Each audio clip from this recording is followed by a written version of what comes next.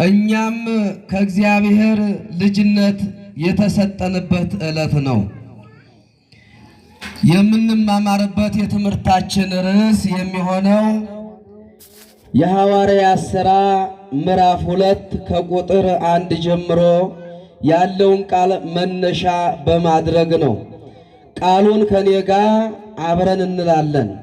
በእያንዳንዳቸው ላይ በሉ እስኪ። አይሰማም። በእያንዳንዳቸው ላይ መንፈስ ቅዱስ አደረባቸው። መንፈስ ቅዱስ ያደረባቸው እነማን ናቸው? መንፈስ ቅዱስ መልካም ሥራ እንዲሰሩ እግዚአብሔር የመረጣቸው ሰዎች እነማን ናቸው? የሚለውን ቃል አብረን እንማራለን። እንግዲህ መንፈስ ቅዱስ የእግዚአብሔር ቤተሰቦች ቀደም ሲል መንፈስ ቅዱስ ለሰዎች ምን አይነት በረከት ሰጥቷቸዋል የሚለውን እናያለን። ከዚያ ወደ መጨረሻ ዛሬ ለቅዱሳን ሐዋርያት 71 ቋንቋ የገለጸላቸው መንፈስ ቅዱስ ስለሆነ ሐዋርያት ይህን ቋንቋ ሳይገለጽላቸው ከዚያ በፊት መንፈስ ቅዱስ እነማንን መልካም ሥራ እንዲሰሩ አደረጋቸው የሚለውን ቃል ስንመለከት የእግዚአብሔር ቤተሰቦች በመጀመሪያ እመቤታችን ድንግል ማርያም መልአኩ ቅዱስ ገብርኤል ወደ እሷ መጥቶ እነሆ መንፈስ ቅዱስ ይጸልልሻን አላት። ማን ይጸልልሻን? ተናገሩ እንጂ። ማን ይጸልልሻን? መንፈስ ቅዱስ ይጸልልሻን፣ የልዑል እግዚአብሔር ከአንቺ ጋር ይሆናል አላት እና እመቤታችን በዚህን ዕለት እሺ ብላ ተቀበለች። ዛሬም እኛ መንፈስ ቅዱስ ከኛ ላይ እንዳይርቅ ምን መስራት አለብን የሚለውንም እናያለን። የእግዚአብሔር መንፈስ ቅዱስ የእግዚአብሔር ቤተሰቦች እና እመቤታችን ድንግል ማርያምን መንፈስ ቅዱስ ያድርብሻል ሲላት እሺ አለች። እኛም መልካም ሥራ እንድንሰራ እሺ እንድንል እግዚአብሔር ይፍቀድልን። ከዚህ በመቀጠል የእመቤታችን እሽታ መታዘዝ መንፈስ ቅዱስ ጋረዳት፣ ጸለላት። እነሆ አካላዊ ቃል ኢየሱስ ክርስቶስ በማኅፀኗ አደረ። መንፈስ ቅዱስ ስለጸለላት ማለት ነው። ከዚህም በመቀጠል እነሆ ዘካርያስና ኤልሳቤጥ ልጅ በማጣት ተቸግረው ይኖሩ ስለነበረ ሲያዝኑ ስለነበረ እሷም የእርጅና ጊዜዋ የወጣትነት ዘመኗ አልፎ እያለ እመቤታችን እነሆ ወደ ኤልሳቤጥ ስትሄድ መንፈስ ቅዱስ በኤልሳቤጥ ላይ እነሆ ጽንሱ በማኅፀን ላይ እንዲሰግድ አደረገል። የእግዚአብሔር ቤተሰቦች በማን ላይ? በኤልሳቤጥ ላይ። ተናገሩ እንጂ በማን ላይ? መንፈስ ቅዱስ እነሆ አደረባትና በዚያን ሰዓት ኤልሳቤጥ እመቤታችን እንዴት ነሽ ብለው ሲነጋገሩ በማኅፀኗ ሕፃኑ እነሆ ሰገደ ማለት መንፈስ ቅዱስ ስለጋረዳት መንፈስ ቅዱስ ስለጸለላት ኤልሳቤጥን። የእግዚአብሔር ቤተሰቦች መንፈስ ቅዱስ በእንዲህ አይነት ሥራ ብዙ ቅዱሳንን ብዙ አባቶቻችንን ሲጋርዳቸውና ሲባረካቸው ሲጸልላቸው ይኖራል። ስለዚህ የእኛስ መንፈስ ቅዱስ ከኛ ላይ አለ ወይ ነው ባጭሩ። ይህን ከተነጋገርን ወደ እኛ ሕይወት ስንመጣ መንፈስ ቅዱስ በእኛ ላይ አለ የለም? ምእመናን ተናገሩ እንጂ። መንፈስ ቅዱስ አለ በእኛ ላይ አይደለም? አለ በሉ እንጂ ተናገሩ። እልል በሉና እግዚአብሔርን አመስግኑ። እንዴ ሰው በ40 ቀንና በ80 ቀን ሴት ልጅ በ80 ቀን ወንድ ልጅ በ40 ቀን እነሆ ወደ ቤተ ክርስቲያን ይመጣሉ። በዚህን ሰዓት ካህኑ አሐዱ አብሎከ ማዩን ሲባርከው እነሆ መንፈስ ቅዱስ ንሳ መንፈሰ ቅዱስ ብሎ ሲባርከው በ40 ቀንና በ80 ቀን እኛም የእግዚአብሔር ልጅነት የምናገኘው በዚህን ሰዓት ነው። የእግዚአብሔር ቤተሰቦች እልል ብላችሁ እግዚአብሔርን አመስግኑ። ታዲያ መንፈስ ቅዱስ እንዳይርቅ ወደ እግዚአብሔር መቅረብ ያስፈልጋል። መንፈስ ቅዱስ እኮ አንዳንድ ጊዜ ሰዎች ሲነጋገሩ ሲጣሉ መንፈስ ቅዱስ ርቆታል እንላለን አይደለም? ከምን የተነሳ? ከመልካም ንግግር በመጉደል ከኃጢአት ውስጥ ካለን፣ በበደል ውስጥ ካለን፣ በክፋት፣ በተንኮል፣ በዘረኝነት፣ በሰው ላይ ቂም በመያዝ በዝሙት ጠንቅ፣ በተለያየ እግዚአብሔር በማይፈልጋቸው መንገዶች ሁሉ ከተጓዝን መንፈስ ቅዱስ ከኛ ይለያል። የእግዚአብሔር ቤተሰቦች፣ ስለዚህ መንፈስ ቅዱስ ከኛ እንዳይለይ ምን ማድረግ አለብን?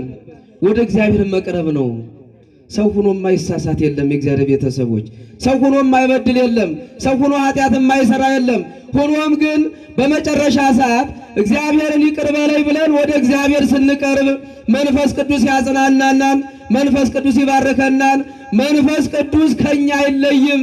ስለዚህ ማኅፀንን የሚጎበኝ አምላክ፣ ልጆችን የሚባርክ አምላክ፣ እድሜ የሚሰጠን አምላክ መንፈስ ቅዱስ ከኛ ካለ መልካም ሕይወቱ በጣም በእኛ ዘንድ እግዚአብሔር ይባርከናል። የእግዚአብሔር ቤተሰቦች፣ መንፈስ ቅዱስ በእንዲህ አይነት ሥራ በኦሪትም ጊዜ ቅዱሳን አባቶቻችን እየባረከ ቅዱሳት እናቶቻችንን እየባረከ እያጽናና መልካም ሥራ እንዲሰሩ ወደ እግዚአብሔር እንዲቀርቡ እያደረጋቸው ልጆቻቸው እንዲባረኩ ከእግዚአብሔር እንዳይለዩ ሲያጽናናቸው እየኖረ የነበረ መንፈስ ቅዱስ ነው።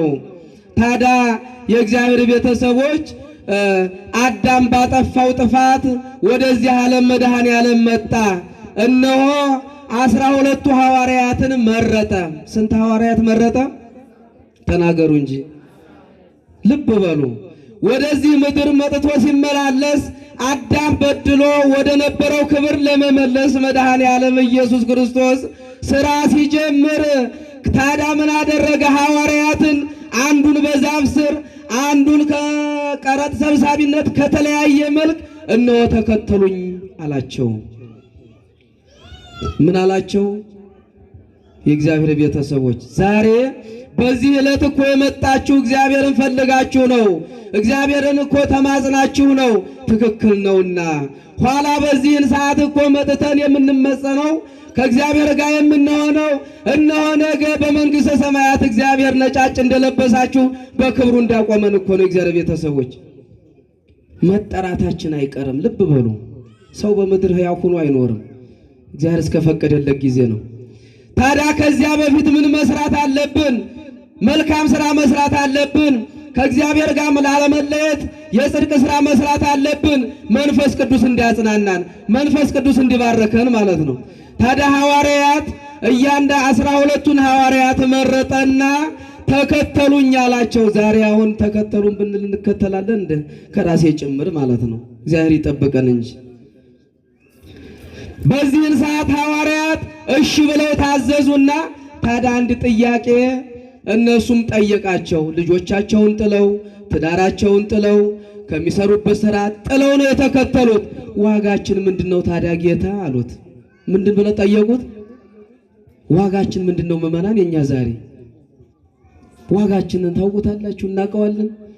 ዋጋችን እኮ ኋላ በመንግሥተ ሰማያት ዛሬ መልካም ሥራ የሰራናት ተከትላ የምትሄደው ዛሬ በሥጋ ወደሙ የተወሰኑ ሰዎች ዛሬ ንስሐ የገባን የተጣላ የታረቀ የበደለ ክሶ በደሉን ይቅር በለኝ ያለ ሰው ዛሬ ኋላ ዋጋችን በመንግሥተ ሰማያት ነው። የእግዚአብሔር ቤተሰቦች ታዲያ ሐዋርያት ዋጋችን ምንድነው ብለው ሲጠይቁት እነሆ ዋጋችሁም ኋላ በመንግሥተ ሰማያት በእኔ በቀኝ ትቀመጣላችሁ፣ ዋጋችሁ ይሄ ነው አላቸው።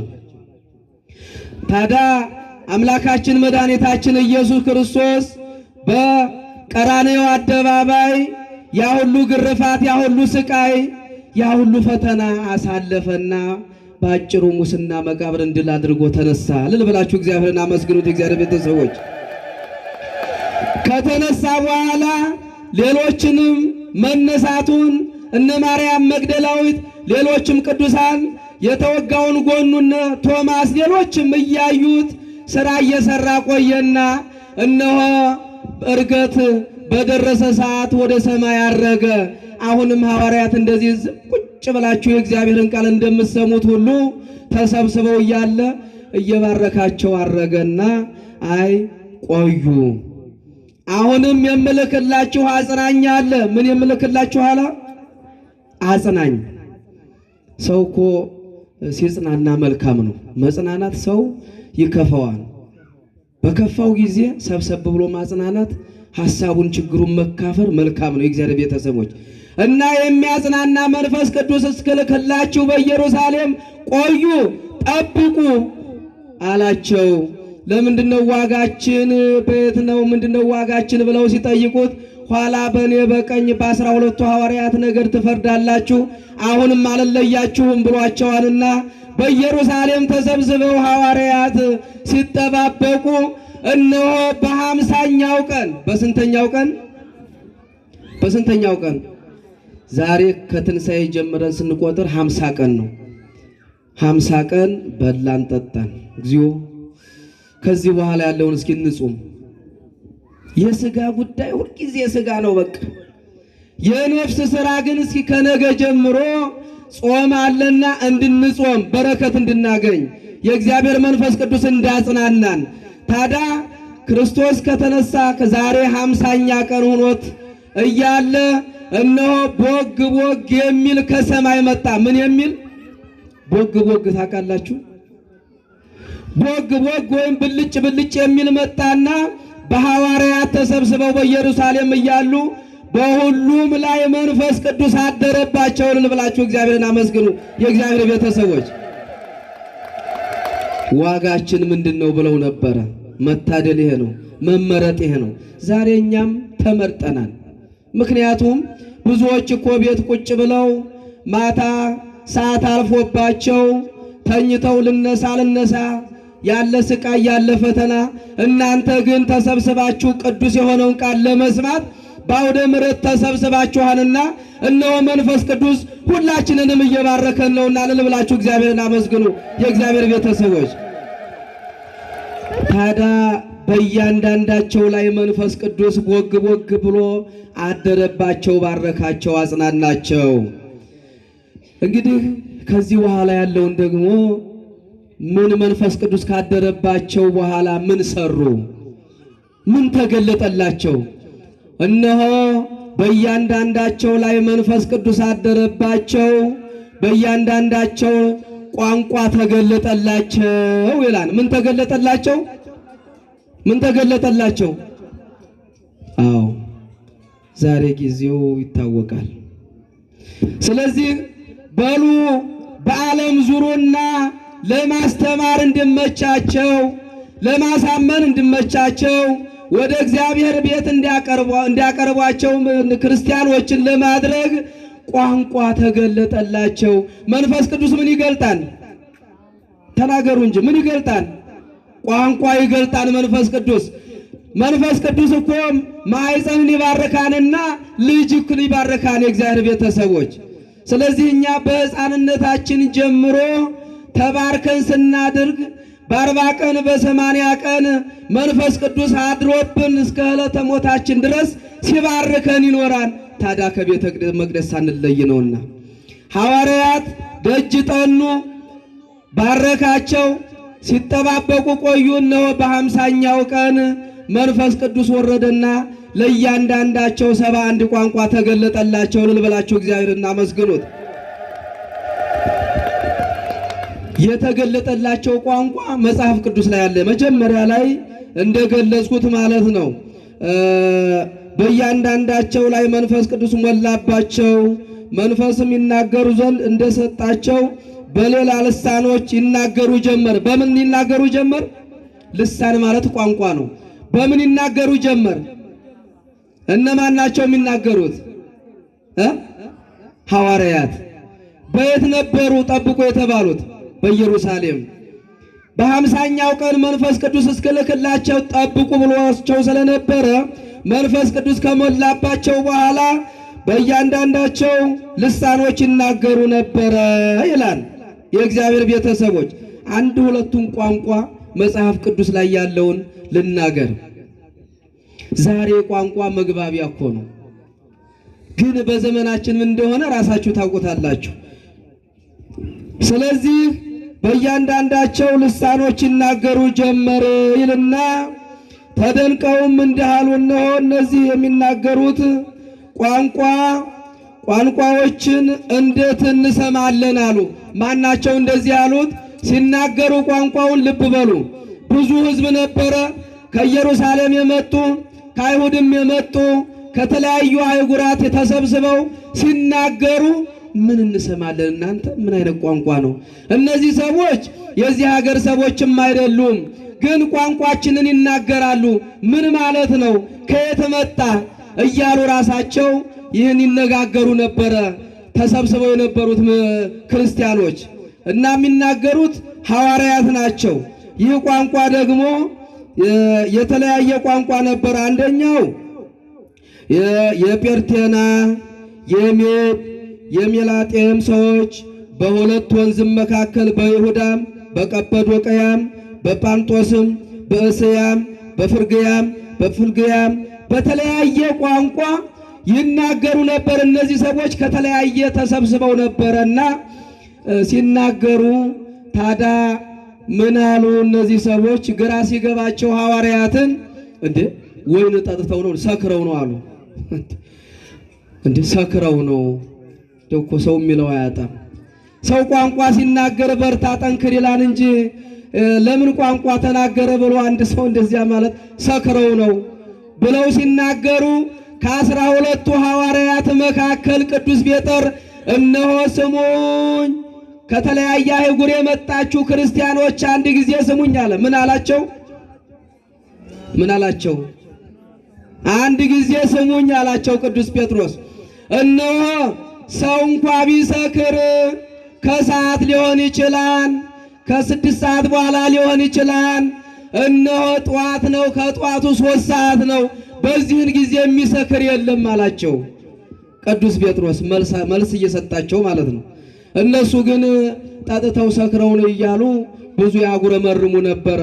ሐዋርያው ቅዱስ ጴጥሮስ ከፍ አደረገና ቃሉን በስካር አይደለም፣ ይህ ከእግዚአብሔር የተሰጠን በመንፈስ ቅዱስ ጽናት መንፈስ ቅዱስ ስላጽናናን፣ እነሆ ስካር እንኳ ከሆነ ብትሉም እንኳ ከሰዓት ሊሆን ይችላል እንጂ ገና ከጧቱ 3 ሰዓት ነው፣ አትሳሳቱ አላቸው። የእግዚአብሔር ቤተሰቦች ከዚህም በኋላ 71 ቋንቋ ተገለጠላቸው። የእግዚአብሔር ቤተሰቦች እኛስ ቢገለጥልን መልካም አይደለምን?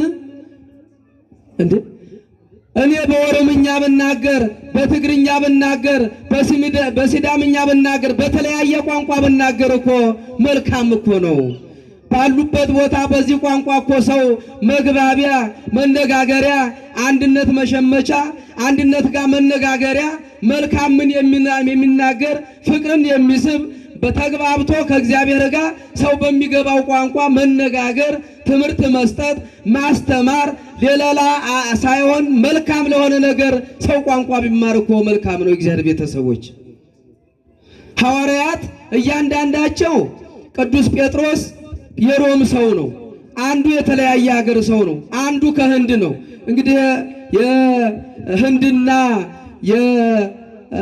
የቅዱስ ጴጥሮስ ሀገር የእነሱ ቋንቋ የተለያየ ነው።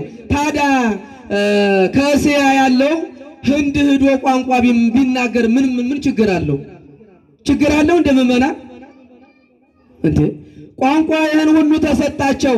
በሉ እያንዳንዱ ቋንቋ 71 ቋንቋ የተገለጠላቸው ሐዋርያት ዓለምን ተከፋፍለው በዓለም ዙሪያ ሁሉ እንዲያስተምሩ ዕጣ ተጣጥለው ህንድ ያለው አውሮፓ ሊሄድ ስለሚችል የዚያንም ቋንቋ መንፈስ ቅዱስ ገለጠላቸውና ተከፋፍለው ወደ ሥራ ጀመሩ።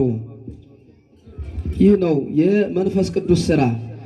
ታዲያ በዚህ ቋንቋ ከተከፋፈሉ በኋላ ሳይውሉ ሳያድሩ የመጀመሪያ እንዲበረቱ እንዲጸኑ ራሳቸው ጾም ጀመሩ፣ እግዚአብሔርን ጠይቀው። ለዚህ ነው ከነገ ጀምሮ የሚጾመው ሐዋርያት ጾም የምንለው።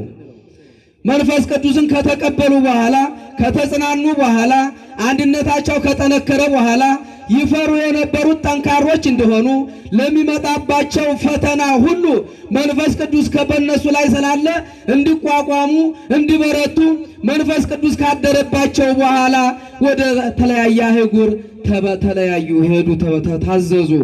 ስለዚህ እኛም ዛሬ ቋንቋ መግባቢያ ነው፣ ኃጢአት አይደለም። ምእመናን የሐዋርያት የተሰጣቸው የተለያየ ቋንቋ ነው። መንፈስ ቅዱስ ካደረባቸው በኋላ እንዲበረቱ አድርጓል።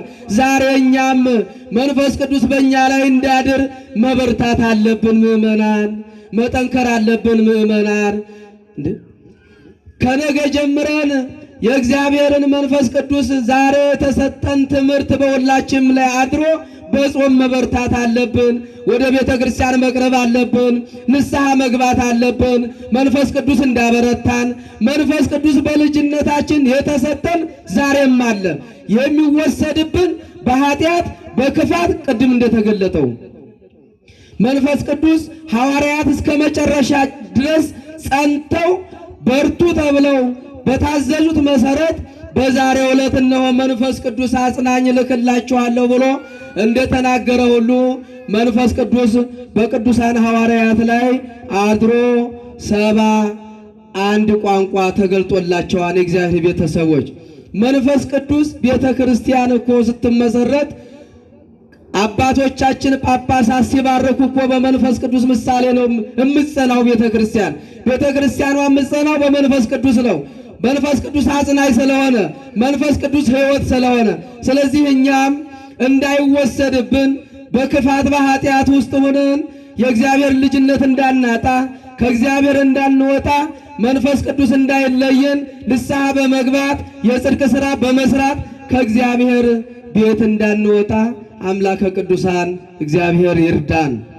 ሐዋርያት ይህን ሁሉ ካደረጉ በኋላ እነ ቅዱስ ጴጥሮስ እነ ቅዱስ ጳውሎስ ፈተና ቢመጣባቸውም እንኳ ሳይፈሩ ተጽናንተው በመንፈስ ቅዱስ መሪነት ስለሆነ ዋጋችን ምንድነው ብለው እንደጠየቁት ሁሉ እነሆ ዋጋቸው ከእግዚአብሔር ጋር በቀኝ መቀመጥና መፍረድ ሆኗል። የእግዚአብሔር ቤተሰቦች ስለዚህ እኛ ቤተሰባችንን ጥለን እንኳ ባንሄድ በዚህን ሰዓት በዚህ ዘመን ልጅ ያለው ልጆቹን በስነ ምግባር በማስተማር ባልና ሚስት በመዋደድ በመፋቀር በአንድነት ሆኖ እግዚአብሔርን መጠየቅ ነው።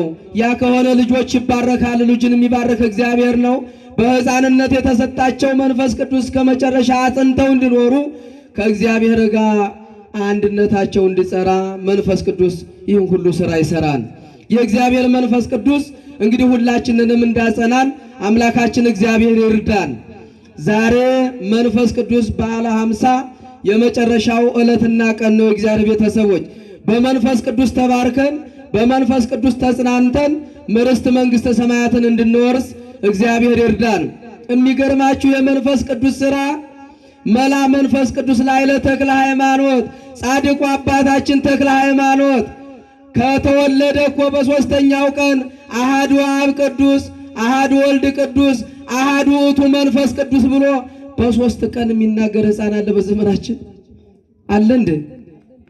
መላ መንፈስ ቅዱስ ላይ ለተክለ ሃይማኖት አለው። ታዲያ ቅዱስ ያሬድ ሲዘምር ታዲያ መንፈስ ቅዱስ በዚህ ሕፃን አደረና ሲባርከው አሃዱ አብ ቅዱስ አሃዱ ወልድ ቅዱስ አሃዱ ውእቱ መንፈስ ቅዱስ ብሎ አመሰገነ ተክለ ሃይማኖት። እልል ብላችሁ እግዚአብሔርን አመስግኑ። የእግዚአብሔር ቤተሰቦች የመንፈስ ቅዱስ ሥራ ከኦሪት ጀምሮ ከሐዲስ ኪዳን ሁሉም መጽሐፍ ቅዱስ እያንዳንዱ የተሰራው ሥራ እያንዳንዱ በወቅቱ ያደረጉት ጻድቃን ሰማዕታት ነቢያት ሁሉ የተናገሩት በመንፈስ ቅዱስ መሪነት ነውና እኛም መንፈስ ቅዱስ እንዲያጽናናን እግዚአብሔር ይፍቀድልን። እነሆ ዛሬ እንግዲህ በቤተ ክርስቲያን ደግሞ ቤተ ክርስቲያን ሙሽራ ነች። ቤተ ክርስቲያን ስንዱ እመቤት ነች። ዛሬ በዛሬው ዕለት ጋብቻ የፈጸሙ አሉ። እናንተም መንፈስ ቅዱስ በእናንተ ትዳር ላይ እንዲኖር ትዳራችሁን አክብራችሁ እንድትኖሩ። ትዳር መልካም ነው። የእነሱን ጋብቻ እንደው ጠቀስ ለማድረግ ነው። እና አብርሃምን ስናይ እኮ ጋብቻቸው የተባረከ ነው። እነ ኤልሳቤጥን ስናይ ጋብቻቸው የተባረከ ነው። እነ ርብቃን ስናይ ጋብቻቸው የተባረከ ነው። ኢያቄምና ሐናን ስናይ እመቤታችን እኮ በእንዲህ አይነት ውስጥ እኮ የተገኘች እመቤት ነች። ስለዚህ ጋብቻ ክቡር ነው። ጋብቻ መልካም ነው። ጋብቻችሁን አክብራችሁ ዛሬ እንደው ለመጋባት በሩጫ ሳይሆን እስከ መጨረሻው ጋብቻ ማክበር መልካም ነው። መንፈስ ቅዱስ ዛሬ በሥጋ ወደሙ ተወሰናችሁ እነሆ የቅዱሳን ሐዋርያት የተሰጣቸው መንፈስ ቅዱስ ዛሬ እናንተንም እየባረካችሁ ስለሆነ ጋብቻቸውን ሁሉ አጽንተው እንዲኖሩ እግዚአብሔር ይፍቀድልን። አምላካችን እግዚአብሔር እንደዚሁ እንደተሰበሰብን ኋላም በመንግሥተ ሰማያት በኢየሩሳሌም ይሰብስበን። አምላካችን እግዚአብሔር በልጅነት የተሰጠንን መንፈስ ቅዱስ መንፈስ ቅዱስ ዛሬም እኛ ጋር መንፈስ ቅዱስ አለ። ቅድም እንደተነገረው ሰው መንፈስ ቅዱስ ርቆታል። ዛሬ ክፉ ቃል ሲናገር እኮ ነው እንደው አይምሮን የሚጎዳ እኮ ንግግር ከባድ ነው። ምዕመናን ይጎዳል። ያው ንግግር ሞትን ይጠራል ይላል መጽሐፍ ቅዱስ። ሰው በአፉ የሚወጣው ነገር ሞትን ይጠራል። ስለዚህ እንደ አይነት ነገር ሲሆን መንፈስ ቅዱስ በልበል ሰላም ሰንብት ብሎ ነው ጥሎ የሚሄደው። መንፈስ ቅዱስ ከተለየው ደግሞ አንድ ሰው በራሱ የሞተ ነው የእግዚአብሔር ቤተሰቦች። ስለዚህ መንፈስ ቅዱስ እንዳይለየን እንዳጽናናን ልጆች የሚባርክ እድሜ የሚሰጥ ጤና የሚሰጥ መንፈስ ቅዱስ ስለሆነ ሁላችንንም በመንፈስ ቅዱስ ተባርከን በሥጋው ደሙ ተወስነን ርስት መንግሥተ ሰማያት እንድንወርስ አምላካችን እግዚአብሔር ይርዳን። ትምህርቴን እዚህ ላይ ጨርሻለሁ። እስኪ አንዲት ዝማሬ እንዘምር ፍቀዱልኝ። መንፈስ ቅዱስ ነው ዛሬ እኮ ያናገራን። ግደላችሁም ብድግ በሉ እስኪ አንዴ። መላ መንፈስ ቅዱስ መላ መንፈስ ቅዱስ በእጃችሁ መላ መንፈስ ቅዱስ መላ መንፈስ ቅዱስ ላይለ ሐዋርያት ላይለ ሐዋርያት ላይለ ሐዋርያት ላይለ ሐዋርያት መላ መንፈስ ቅዱስ ላይለ ሐዋርያት ላይለ ሐዋርያት ላይለ ሐዋርያት መላ መንፈስ ቅዱስ በእጃችሁ መላ መንፈስ ቅዱስ መላ መንፈስ ቅዱስ በእጃችሁ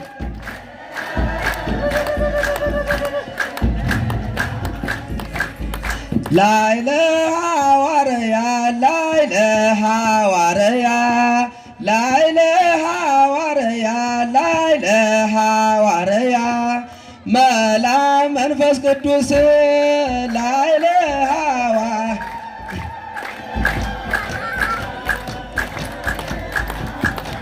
መንፈስ ቅዱስ ወረደ መንፈስ ቅዱስ ወረደ መንፈስ ቅዱስ ወረደ መንፈስ ቅዱስ ላይለ ሐዋርያት ላይለ ሐዋርያት ላይለ ሐዋርያት ላይለ ሐዋርያት ወረደ መንፈስ ቅዱስ ላይለ ሐዋርያት ላይለ ሐዋርያት ላይለ ሐዋርያት ወረደ መንፈስ ቅዱስ ወረደ መንፈስ ቅዱስ ወረደ መንፈስ ቅዱስ ወረደ መንፈስ ቅዱስ ወረደ መንፈስ ቅዱስ ላይለ ሐዋርያት ላይለ ሐዋርያት ላይለ ሐዋርያት ላይለ ሐዋርያት ወረደ መንፈስ